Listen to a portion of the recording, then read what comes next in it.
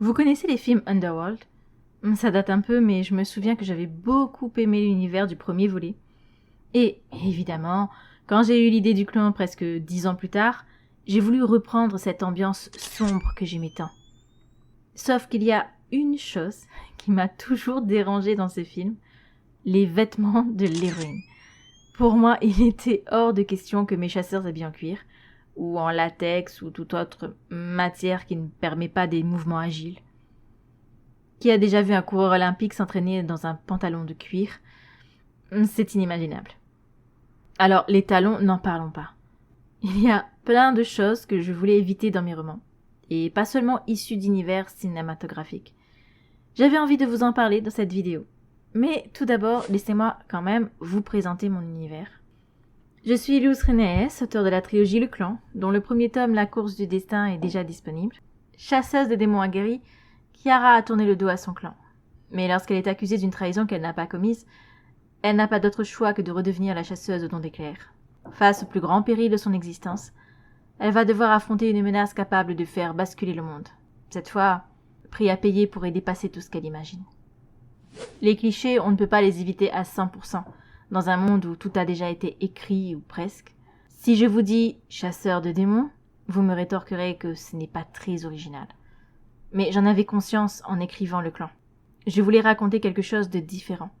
Je voulais raconter l'histoire que je ne trouvais nulle part, et ce sur des tas de points. Voilà comment Le Clan est devenu le livre que j'aurais aimé lire. Cliché numéro 1.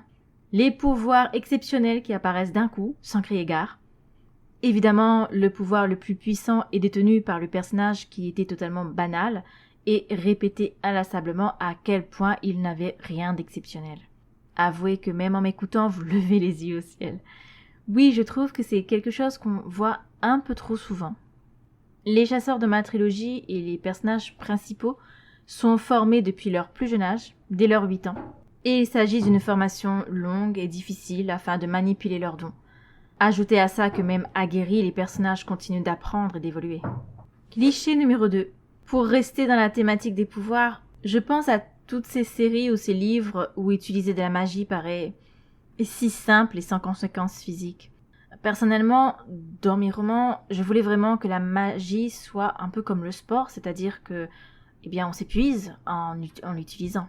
En plus, Le Clan est un univers largement inspiré des jeux vidéo, notamment des RPG avec les fameux Magic Points, vous savez. Plus on utilise de magie, plus la jauge se vide. Dans le cas de mon roman, les chasseurs s'épuisent et risquent même la mort à trop utiliser leurs dons. Ce qui justifie qu'ils doivent aussi apprendre à combattre corps à corps. Cliché numéro 3. Connaissez-vous cette histoire de la nouvelle qui débarque dans un univers inconnu et qui, tout à coup, se retrouve projetée dans un monde dangereux dont elle ne savait rien? Eh bien, dans mon roman, ce n'est pas du tout ça. En fait, quand j'ai commencé à écrire, j'avais ce cliché en tête. C'est bien pour ça que Kiara est celle qui amène avec elle un autre univers dont elle sait absolument tout. Elle n'est pas nouvelle, elle ne débarque pas quelque part, elle ne découvre pas un monde magique que ses parents lui auraient caché. Non, elle est une chef de mission, elle est dangereuse, elle est forte, et elle a déjà un bon niveau au début de l'histoire. Cliché numéro 3. La jeune est jolie, fragile, qui du jour au lendemain botte des fesses comme personne. Elle s'entraîne 3 fois et met une raclée au plus fort des bonhommes qui font 2 fois sa taille. Eh bien, dans mon roman, non. Là, je pense au personnage d'Angel, la plus fragile et la plus douce du groupe. Elle est guérisseuse et elle ne sait pas se battre. Elle ne va pas changer de caractère du jour au lendemain parce que je considère la douceur comme une très belle force d'esprit et une magnifique qualité qui devrait être mise en valeur plus souvent. Idem avec Luna, qui n'est pas la plus forte des combattantes, mais qui se démène autant qu'elle le peut. Elle fait preuve de courage, elle combat autant qu'il le faut, quitte à pleurer de peur. Cliché numéro 4. Les triangles amoureux. Oui, dites-moi à quel point vous en avez marre, s'il vous plaît. Alors, je n'ai jamais été très fan de ça, mais quand la mode a poussé bon nombre d'histoires à devenir des « je dois choisir entre ces 2 hommes », j'avoue que ça m'a particulièrement épuisée. On pourrait croire, à un moment dans Le Clan, qu'il y aurait une telle histoire entre certains personnages, mais détrompez-vous, ce n'était pas du tout quelque chose que je souhaitais pour mon histoire. D'ailleurs, petite anecdote, Dans la première version du clan, je jouais sur ce cliché, laissant penser que peut-être, alors que pas du tout, justement parce que j'en avais un peu marre. Cliché numéro 5. Les antagonistes méchants pour être méchants. Mais si, vous savez, je veux faire du mal, mais je ne sais pas trop pourquoi. Pour le clan, je désirais quelque chose de beaucoup plus nuancé. De manière générale, d'ailleurs, j'essaie toujours de nuancer.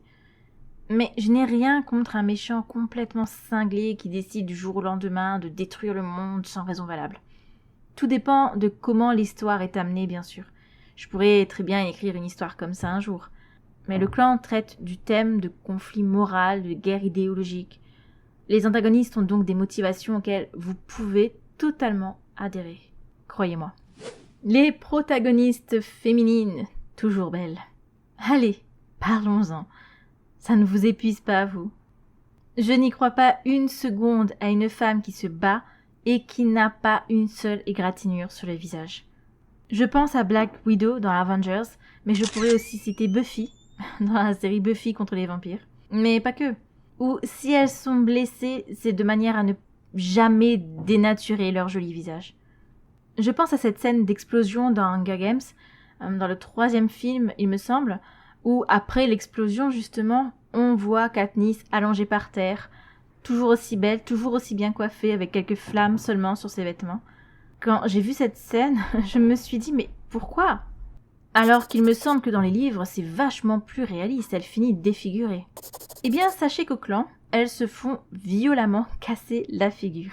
Hommes, femmes, égalité parfaite. Vous voulez voir de vrais bastons avec les femmes, un peu à la Kill Bill ? Bien, vous serez servis. Cliché numéro 7. Des personnages qui deviennent puissants beaucoup trop vite. J'en reviens un peu à ce que je disais précédemment, mais c'est ce fameux personnage banal qui, en 3 entraînements, se retrouve à faire des choses absolument incroyables. Ou, dans la même veine, les personnages féminins forts par nature, fortes dès leur naissance. À mon sens, c'est une mauvaise idée de croire que c'est aider les femmes en mettant en avant des personnages féminins qui sont forts et doués en tout dès leur naissance, simplement parce que ce sont des femmes. Au clan, tout le monde évolue, à la condition de survivre à ses blessures. Kiara est forte, oui, mais elle va tomber sur plus puissant qu'elle. Vous rêvez de voir une héroïne perdre ? Bienvenue au clan. Cliché numéro 8. Des ados inexpérimentés qui combattent le mal, renversent des régimes surpuissants, affrontent des cataclysmes qui ont emporté adultes, armés et tous les plus grands experts au monde. Oui, je ne lis pas beaucoup de young adultes, j'ai un peu de mal parfois. Mes personnages ont plus de 20 ans, certains plus de 30 ans. D'ailleurs, j'ai des histoires où les personnages sont encore plus vieux. Dans mes histoires d'horreur, par exemple, certains personnages ont 40 ou 50 ans.